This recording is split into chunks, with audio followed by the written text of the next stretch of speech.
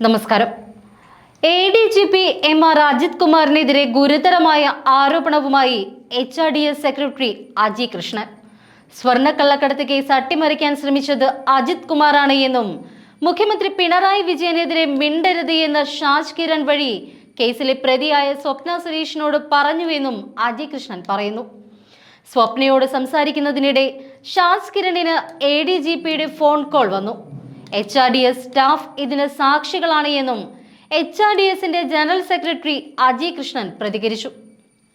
അന്ന് ഷാജ് കിരൺ സ്വപ്നയെ കാണാൻ വന്നിരുന്നപ്പോഴാണ് നിരന്തരം ADGPയുടെ കോൾ വന്നത്. ADGP വിളിക്കുന്നു എന്ന് പറഞ്ഞുകൊണ്ട് ഷാജ് കിരൺ ഈ ഫോൺ സ്വപ്നയെ കാണിക്കുകയും ചെയ്തു. നിങ്ങൾ മറുപടി തരൂ എന്നും പറഞ്ഞ് സ്വപ്നയെ ഭീഷണിപ്പെടുത്തുകയായിരുന്നുവെന്നും ഈ വിഷയത്തിൽ സ്വപ്നയെ നിശബ്ദയാക്കാനുള്ള എല്ലാ നീക്കങ്ങളും നടത്തി ഭീഷണിപ്പെടുത്തുകയായിരുന്നു ഉദ്ദേശമെന്നും അജി കൃഷ്ണൻ പറയുന്നു. അന്ന് ഷാജ് കിരൺ വന്ന വിഷയം സ്വപ്ന പാലക്കാട് HRDSന്റെ ഓഫീസിൽ വാർത്താ സമ്മേളനം വിളിച്ച് പറഞ്ഞതുമാണ്. അതിന്റെ ഓഡിയോ ഉൾപ്പെടുന്ന രേഖകൾ അന്ന് പുറത്തുവിട്ടതാണ് എന്നും അജി കൃഷ്ണൻ പ്രതികരിച്ചു.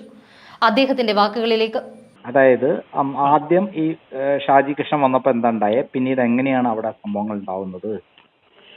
ഷാജ് കിരൺ ആദ്യം നമ്മളെ പാലക്കാട് ഓഫീസിൽ വരുന്നത് ഈ സ്വപ്നയോടെ ജോയിൻ ചെയ്ത് വലിയ താമസിക്കാതെ ഒരു സമയത്താണ്. അപ്പം അന്ന് ഇവർ വരുന്നത് നമ്മുടെ ബിലീവേഴ്സ് ചർച്ചുമായി ബന്ധപ്പെട്ട് ഒരു ഒരു ഒരു ഒരു വിഷയത്തില്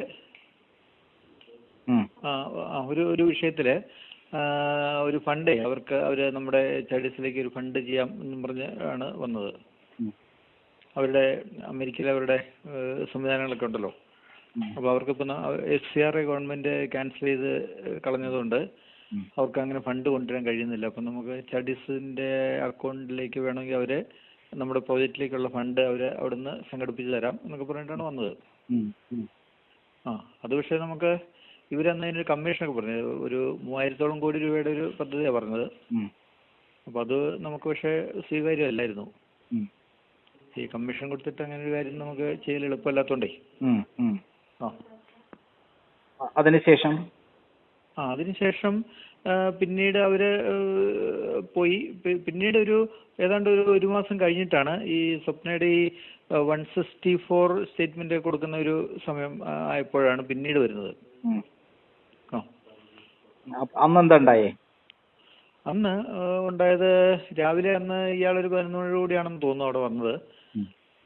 സ്വപ്ന ഇപ്പം നമ്മുടെ പാലക്കാട് ഓഫീസിന് മുകളിലത്തെ നിലയിലായിരുന്നു സ്വപ്നയുടെ ക്യാബിന്. അപ്പോൾ അങ്ങോട്ട് ഇവര് സ്വപ്നം കാണണമെന്ന് പറഞ്ഞ് കയറിപ്പോയി. അവിടെ വെച്ചിട്ട് ഒരു ചെറിയ കുറേ സമയം അവിടെ അവര് ചെലവഴിച്ചു. അപ്പോൾ ഇടയ്ക്കൊരു കുറച്ച് ശബ്ദം കൂട്ടി സംസാരമൊക്കെ ഉണ്ടായപ്പോഴേക്കും നമ്മുടെ ജോയ് മാത്യു ഒക്കെ അങ്ങോട്ട് കയറി ചെന്നിരുന്നു. അപ്പോൾ ഇവര് ADGP അജിത് കുമാറിന്റെ ഒരു ദൗത്യം ആയിട്ടാണ് അവിടെ വന്നത്. ഈ പിണറായി വിജയന്റെയും മകളുടെയും പേര് സ്വപ്ന പറയാൻ പാടില്ല എന്നുള്ളൊരു കാര്യമാണ് ഇവരെന്ന് സ്വപ്നയോട് ആവശ്യപ്പെട്ടത്. മാത്രമല്ല ഇവർക്കെതിരെയുള്ള എല്ലാ തെളിവുകളും ഇവരെ ഹാൻഡ് ഓവർ ചെയ്യാൻ പറഞ്ഞിരുന്നു. അതെ, ഇവരുടെ കയ്യിലുള്ള എല്ലാ രേഖകളും പിന്നെ സ്വപ്നയുടെ ഫോണും നികേഷ് കുമാർ ഉണ്ടല്ലോ, റിപ്പോർട്ടർ TVയുടെ മാനേജിംഗ് എഡിറ്ററായിട്ടുള്ള നികേഷ് കുമാറിന്റെ കയ്യിൽ കൊടുക്കണം. നികേഷ് കുമാർ മുഖ്യമന്ത്രിയുടെ ഏറ്റവും അടുത്ത ആളാണ്. അദ്ദേഹത്തിന് അന്ന് ഇവർ ഉപയോഗിച്ചൊരു വാക്ക് പറഞ്ഞത് മുഖ്യമന്ത്രിയുടെ നാവും ശബ്ദവും ഒക്കെ ആണ് നികേഷ് കുമാർ എന്നാണ് പറഞ്ഞത്. അപ്പോൾ അയാളുടെ കൊടുക്കണം അത് എന്ന് പറഞ്ഞു. അപ്പോൾ നികേഷ് കുമാർ അവിടെ അടുത്ത് എവിടെയോ വെയിറ്റ് ചെയ്യുന്നുണ്ട്. അപ്പോൾ നിങ്ങളിപ്പോൾ തന്നെ ഈ സാധനങ്ങളെല്ലാം നമ്മുടെ അയാൾ വന്ന വണ്ടിയിൽ തന്നെ കയറിപ്പോയി അതവിടെ കൊണ്ട് കൊടുക്കണം എന്നാണ് പറഞ്ഞത്. HRDSന്റെ വണ്ടി ഉപയോഗിക്കരുത്. നമ്മൾ HRDS സ്വപ്നയ്ക്ക് വണ്ടിയെ കൊടുത്തിട്ടുണ്ടായിരുന്നല്ലോ, അതൊന്നും ഉപയോഗിക്കാൻ പാടില്ല, ഇയാളുടെ വണ്ടിയെ വന്ന് അതൊക്കെ കൊടുക്കണം എന്നൊക്കെയാണ് പറഞ്ഞതെന്ന്. ഈ ADGP അജിത് കുമാർ ഇതിനകത്ത് എത്രമാത്രം ഇൻവോൾവ് ആണ്? അത് അയാള് പറഞ്ഞിട്ടാണല്ലോ വരുന്നത്. കാരണം ആ സമയത്ത് ADGP അജിത് കുമാർ ഇരിക്കുന്ന സമയത്ത് തന്നെ ഈ ഷാജ് കിരൺ ഇതിന്റെ ഫോണിലേക്ക് ഇയാളുടെ കോളുകൾ വന്നത് കാണിച്ചു കൊടുക്കുന്നുണ്ട്. അതാണ്ട് ADGP വിളിക്കുന്നു, നിങ്ങൾ ഇപ്പൊ തന്നെ കാര്യം പറയണം, അല്ലെങ്കിൽ ഇവർക്ക് ഇനി തുടർന്ന് ജീവിതം മുമ്പോട്ട് കൊണ്ടുപോകാൻ വലിയ ബുദ്ധിമുട്ടുണ്ടാക്കും എന്നുള്ള രൂപത്തിലുള്ള ഭീഷണിയാണ് ഉണ്ടായത്. ഉം, ഉം, അങ്ങനെയാണ് നമ്മുടെ ജോയി മാത്യു അടക്കമുള്ള ആളുകളൊക്കെ മുകളിലേക്ക് കയറി ചെന്നത്. ഉം. അല്പം ശബ്ദം ഉയർന്നു വന്നപ്പോഴേ. അവിടെ ബോധം കെട്ട് വീഴുകയൊക്കെ ഉണ്ടായോ ആ സമയത്ത്? അത് ആ സമയത്തല്ല, അത് അവർക്കൊരു ചെറിയ ഈ ഫിക്സിന്റെ ഒരു പ്രശ്നം ഉണ്ടായിരുന്നു. ഉം. ആ സമയത്ത് അല്ല, അത് കഴിഞ്ഞിട്ടാണ് അങ്ങനെ ഒരു ഈ അവരുടെ കൂടെ ഉണ്ടായിരുന്ന എന്താണ് സരിത്തിനെ ഗുണ്ടകൾ തട്ടിക്കൊണ്ടുപോയോ അങ്ങനെ? സരിത്തിനെ ഇയാൾ അവിടെ വരുന്നതിന് തലേ ദിവസമാണ് സരിത്തിനെ ഇവർക്ക് നമ്മൾ ഫ്ലാറ്റ് കൊടുത്തിട്ടുണ്ടായിരുന്നു. അപ്പൊ ആ ഫ്ലാറ്റിൽ നിന്ന് രാവിലെ ഒരു സംഘം ഗുണ്ടകൾ വന്ന് പിടിച്ചോണ്ടുപോയി. ഒരു ചുവന്ന കാറിൽ കയറ്റിക്കൊണ്ടുപോയി. അത് ഞങ്ങളപ്പോൾ തന്നെ അവിടെ SP ആയിട്ട്, പാലക്കാട് SP കംപ്ലൈന്റ് കൊടുത്തു, ഇങ്ങനെ നമ്മുടെ കൂടെയുള്ള ഒരാളെ ഇങ്ങനെ ഗുണ്ടകൾ തട്ടിക്കൊണ്ടുപോയിരിക്കുകയാണെന്ന് പറഞ്ഞിട്ട്. അപ്പൊ പോലീസിനും എന്താണ് പിടിയും കിട്ടിയില്ല. അപ്പൊ തന്നെ അവിടെ ശരിക്കും ഇവരുടെ ഫ്ലാറ്റിന്റെ അവിടെ പോലീസ് ഉണ്ടായിരുന്നു. അപ്പൊ ഈ പോലീസ് അവിടെ നിന്ന് മാറിയ സമയത്താണ് ഇവര് അവിടെ ചെന്നത്. രാവിലെ ഷിഫ്റ്റ് മാറുമല്ലോ, ആ സമയം നോക്കിയാണ് അവിടെ പോയി ഈ സരിത്തിനെ പിടിച്ചോണ്ട് പോയത്. അപ്പൊ പോലീസ് പിന്നീട് അവിടെ എല്ലാം അന്വേഷിച്ചു, പക്ഷെ ഒരു വിവരവും കിട്ടിയില്ല. പിന്നെ ഒരു ഉച്ചയൊക്കെ ആയപ്പോഴത്തേക്കാണ് ഇങ്ങനെ വിജിലൻസുകാരാണ് സരിത്തിനെ പിടിച്ചുകൊണ്ട് പോയത് എന്ന് പറഞ്ഞു. അപ്പൊ അത് ഈ സ്വപ്ന അപ്പോഴത്തേക്കും ഷാജിക്കിരനുമായിട്ട് ബന്ധപ്പെട്ടായിരുന്നു. ഇവര് കുറെ ദിവസങ്ങളായിട്ട് ഇങ്ങനെ ഈ കമ്മ്യൂണിക്കേറ്റ് ചെയ്തുകൊണ്ടാണ് ഇരുന്നത് പല കാര്യങ്ങളെ. അപ്പം അതുമായി ബന്ധപ്പെട്ട് അങ്ങനെയാണ് സംസാരം ഉണ്ടായത്. ഇവര് ചില കാര്യങ്ങൾ ചോദിച്ചറിയുന്നതിന് വേണ്ടിയിട്ടാണ് ഇങ്ങനെ സരിത്തിനെ പിടിച്ചുകൊണ്ട് പോയെന്ന് പറഞ്ഞു. പക്ഷെ അന്ന് ഇവര് സരിത്തിന്റെ കൈയൊക്കെ പിടിച്ച് തിരിച്ച് ഓടിക്കാൻ തുടങ്ങുകയും അത്യാവശ്യം അടിയൊക്കെ കൊടുത്തു അന്ന് സരിത്തിനുള്ളവര്. പിന്നെ അത് അയാളുടെ ഫോണും വാങ്ങി വെച്ചു. ഇതുവരെ തിരിച്ചു കൊടുത്തിട്ടില്ല. അത് വിജിലൻസ് തന്നെ ആയിരുന്നു? വിജിലൻസ് ആയിരുന്നു എന്നാണ് പിന്നീട് പറഞ്ഞത്. അങ്ങനെയാണല്ലോ ഗുണ്ടാസംഘം സരിത്തെന്ന് ഒരു ചാനലിനോട് പറഞ്ഞു. അല്ല, കാരണം ഇവര് ഡ്രസ്സൊന്നും മറ്റേ യൂണിഫോം ഒന്നും ഇല്ലല്ലോ. യൂണിഫോം ഒന്നും ഇല്ലാതെ ഒരു 4-5 പേര് വന്ന് ഗുണ്ടകൾ തന്നെ സരിത്തിനോട് ഷർട്ട് ഇടാൻ പോലും സമ്മതിച്ചില്ല. ഒരു നിക്കർ പോലൊരു സാധനം ഇട്ട് സാധാരണ ഒരു വീട്ടിൽ ബനിയനൊക്കെ ആയിട്ട് നിൽക്കുന്ന ആ ഒരു രൂപത്തിലുള്ള ആ വേഷത്തിൽ ചെരുപ്പ് പോലും ഇടാൻ സമ്മതിക്കാതെ കൊണ്ടുപോയത്.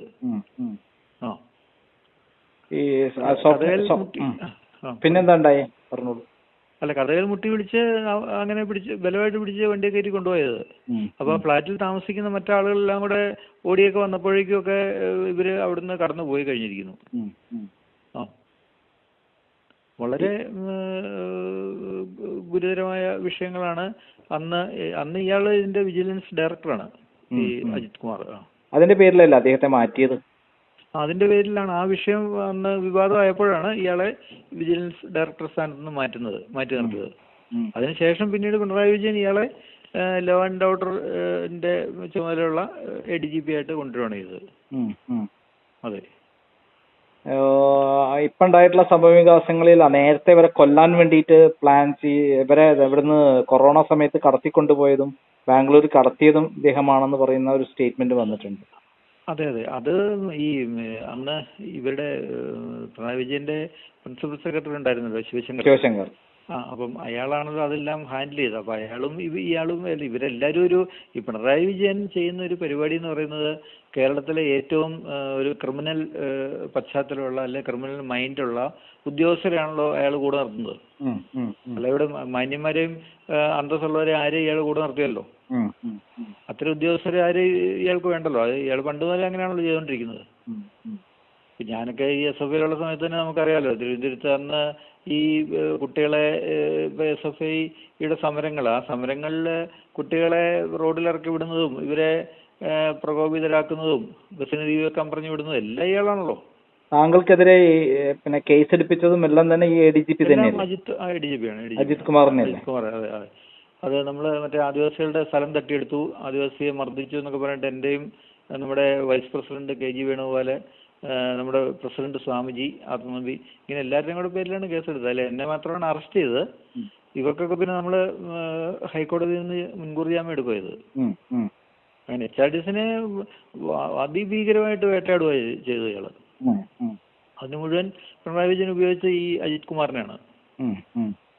അജിത് കുമാറിന്റെ നിർദ്ദേശപ്രകാരമാണ് എന്നെ അറസ്റ്റ് ചെയ്തത്. അന്ന് പാലക്കാട് SPയും എന്നെ അറസ്റ്റ് DYSP ഒക്കെ ഇവരോട് ആകെന്ന് പറഞ്ഞാണ് ഇത് ശരിയല്ല, നിങ്ങൾ ചെയ്യാൻ പാടില്ല, കൊള്ളിയല്ല ഇത് യാതൊരു അടിസ്ഥാനമില്ലാത്ത കാര്യമാണ് എന്നൊക്കെ പറഞ്ഞിട്ടൊന്നും ഇയാൾ സമ്മതിച്ചില്ല. ആക്ച്വലി നമ്മൾ മനസ്സിലാക്കിയത് പി ശശിയും ഇയാളും കൂടി ചേർന്നിട്ടാണ് അതെല്ലാം ചെയ്തത്. നമ്മുടെ പഴയ പ്രസിഡന്റ് കൃഷ്ണകുമാർ സാറുമായിട്ടുള്ള ഇഷ്യൂ ഉണ്ടായിരുന്നല്ലോ നമുക്ക്. അപ്പൊ അന്ന് കൃഷ്ണകുമാർ സാറിന്റെ സെക്രട്ടറി സജി കരുണാകരൻ അന്ന് ഇങ്ങനെ കണ്ടിരുന്നു, ഈ പി ശശിയെ കണ്ടിരുന്നു ഈ വിഷയത്തിന്. അപ്പൊ അന്ന് പി ശശി ഒക്കെ വളരെ നമ്മളെ ഉപദ്രവിക്കുന്നതിന് വേണ്ടിയിട്ട് വളരെ സഹായകരമായ നിലപാടെടുത്തത്. അവിടെ സജിയുടെ മുമ്പ് വെച്ച് തന്നെ ഇയാളുമായിട്ട് സംസാരിച്ചിട്ടുണ്ട്, ADGP വിളിച്ച് സംസാരിച്ചിട്ടുണ്ട് ഈ നമ്മുടെ HRDSന്റെ വിഷയങ്ങൾ. നിരന്തരം മറ്റെല്ലാ ഡിപ്പാർട്ട്മെന്റുകളെ ഉപയോഗിച്ചിട്ട് പിണറായി വിജയൻ നമ്മളെ വേട്ടയാടിയല്ലോ, എല്ലാ ഡിപ്പാർട്ട്മെന്റുകളെയും. അല്ല, ഈ സ്വപ്നയെ ജയിലിൽ വെച്ച് കൊല്ലാൻ പ്ലാൻ ചെയ്തതും പ്രവർത്തിച്ചതും എന്ന് പറയുന്നൊരു സംഭവമുണ്ട്. അതെ. അത് ഹൈക്കോടതിയിൽ കസ്റ്റംസ് കൊടുത്ത റിപ്പോർട്ടിൽ പറയുന്നുണ്ട്. പറയുന്നുണ്ട്. ജയിലിൽ വെച്ച് കൊല്ലാൻ പ്ലാൻ ചെയ്തു പറഞ്ഞിട്ട്. അതെ അതെ അതെ. അല്ല, നമ്മുടെ കേരളം കണ്ടതിലെ ഏറ്റവും വലിയൊരു സ്കാം ആയിരുന്നല്ലോ ഈ പറഞ്ഞ ഈ മറ്റേ സ്വർണ്ണക്കള്ളക്കടത്തുമായി ബന്ധപ്പെട്ട്. യാതൊരു നടപടി അതിൻ്റെ അകത്ത് ഉണ്ടായില്ലല്ലോ. അല്ല, അതിനകത്ത് അന്ന് വിഷമിക്കരുത്, അതിന്റെ നടപടികൾ വന്നുകൊണ്ട് തന്നെ ഇരിക്കുന്നു. ഇപ്പൊ ഞങ്ങൾ തന്നെ നേരിട്ട് മുഖ്യമന്ത്രിയെയും മകളെയും ചോദ്യം ചെയ്യണം എന്നാവശ്യപ്പെട്ടുകൊണ്ട് EDക്കും നമ്മുടെ നമ്മുടെ കസ്റ്റംസിനും ഇതിന്റെ ഡയറക്ടറേറ്റ്സിനും നേരിട്ട് കത്ത് ഡൽഹിയിൽ കൊടുത്തിരുന്നു. അതിന്റെ അന്വേഷണം പുരോഗമിച്ചുകൊണ്ടിരിക്കുകയാണ്. അപ്പോൾ അതോടൊപ്പം ഞങ്ങൾ കോടതിയിൽ ഒരു റിട്ട് ഫയൽ ചെയ്തിരുന്നു. പക്ഷെ അത് അൺഫോർച്ചുനേറ്റ്ലി കോടതിക്ക് ഇതിന്റെ കാര്യങ്ങൾ മനസ്സിലാകാതെ പോയതുകൊണ്ടാണോ എന്നറിയില്ല, അവരത് തള്ളിക്കളഞ്ഞു.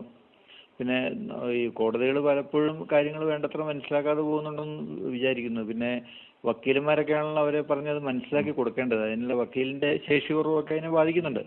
നമുക്ക് ഈ SFIO അന്വേഷണവും എവിടെ എത്തിയില്ലല്ലോ, മാസപ്പടി വിവാദം.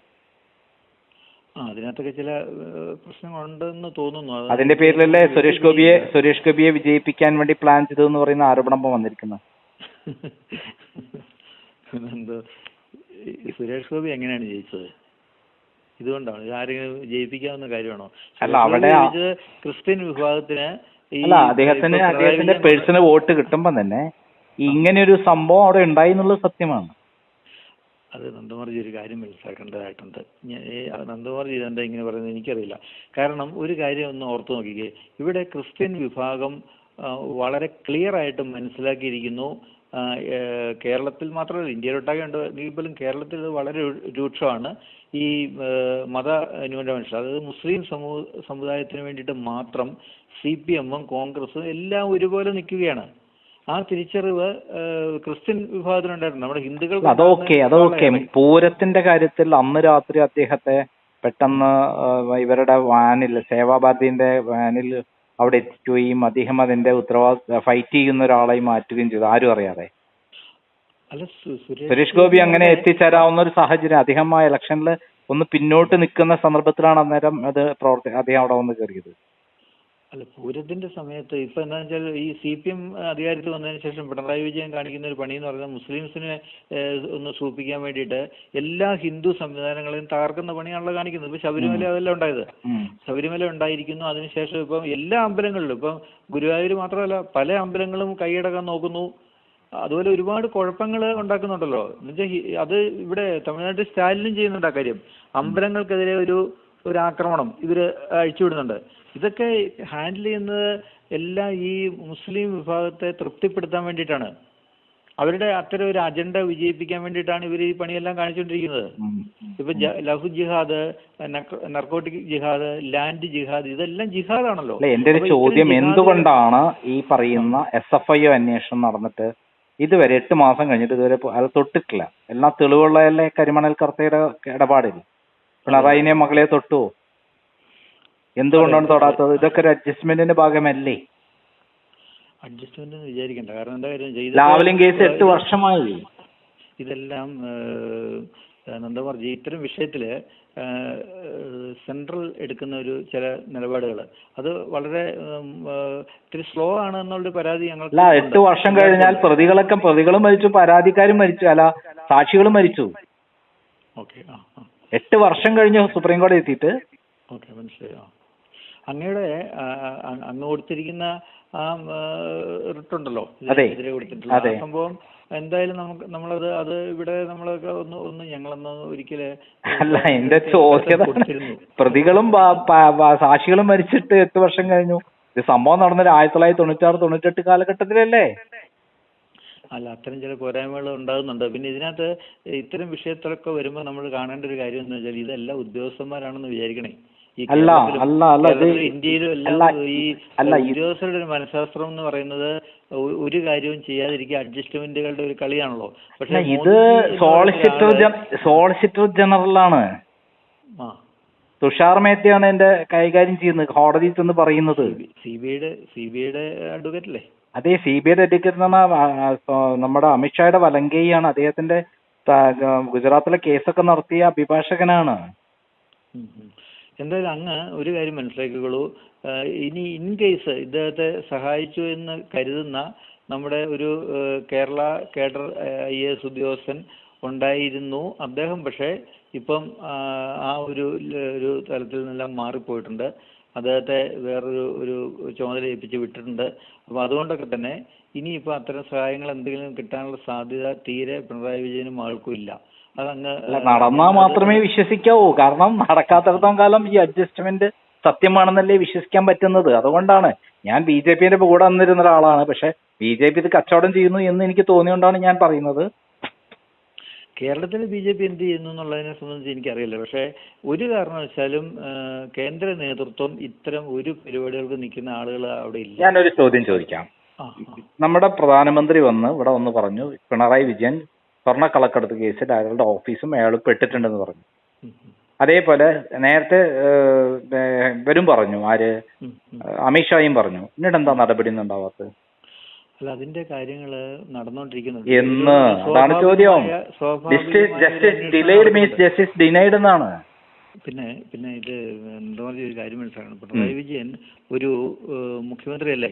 അപ്പൊ അയാൾക്കെതിരെയുള്ള ഒരു അന്വേഷണത്തില് വളരെ വ്യക്തമായ തെളിവുകൾ കൊണ്ടുവരേണ്ടതായിട്ടില്ലേ? അരവിന്ദ് കെജ്രിവാളിനെതിരെ വളരെ വ്യക്തമായ തെളിവുകൾ കൊണ്ടാണ് അയാളെ അറസ്റ്റ് ചെയ്തത്. അതിനെക്കാട്ടൊക്കെ ശക്തമായ തെളിവുള്ള സാധനമല്ലേ ലാവ്ലിൻ കേസ്? ലൈഫ് മിഷൻ കേസിൽ കൃത്യമായതല്ലേ? എല്ലാ തെളിവും അദ്ദേഹമാണ് അതിന്റെ ചെയർമാൻ. എന്താ തൊടാത്തത്? SFI അന്വേഷണത്തിലെ മാസപ്പടി വിഭാഗത്തിൽ അയാളുടെ മകൾ പൈസ മേടിച്ചു എന്നുള്ളത് റെക്കോർഡല്ലേ? അതെ. പിന്നെന്താ നീ തെളിവ് വേണ്ടേ? എന്തായാലും അതിന്റെ കാര്യങ്ങൾ ഞാൻ നേരിട്ട് നമ്മളവിടെ എറണാകുളത്ത് വരുമ്പോൾ ഓക്കെ ഞാനിത് ഇന്റർവ്യൂവിന്റെ ഭാഗമായി ചോദിച്ചെന്ന് മാത്രമേ ഉള്ളൂ. ഓക്കെ, ശരി.